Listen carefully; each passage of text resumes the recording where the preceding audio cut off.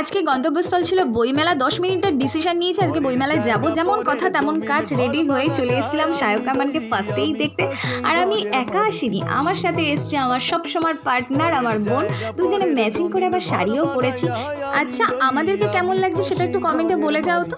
তারপর আরও একজনের সাথে দেখা করে চলে গেছিলাম চা খেতে, কারণ খুব মাথা যন্ত্রণা করছিল। আর আমরা সেদিন অনেকটা টাইম ছিলাম ওখানে। অনেকগুলো বই দেখে রেখেছিলাম, সেগুলো দিভাইকে নিয়ে গিয়েই কিনবো, কারণ নিজের টাকাতে কেন কিনবো বলো দিভাই থাকতে।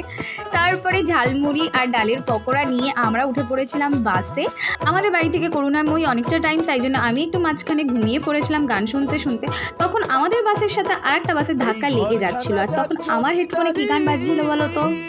পরের জায়গা পরের জমিন ঘর বানায় আমি রই, আমি তো সে ঘরের মালিক নই। একটুর জন্য বেঁচে গেছিলাম সেই দিন। তারপর এই ফুলগুলো দেখতে দেখতে বাড়ি চলে এলাম। ভিডিওটা কেমন লাগলো তোমরা অবশ্যই কমেন্টে বলে। দেখা হচ্ছে নেক্সট ভিডিও। বাই।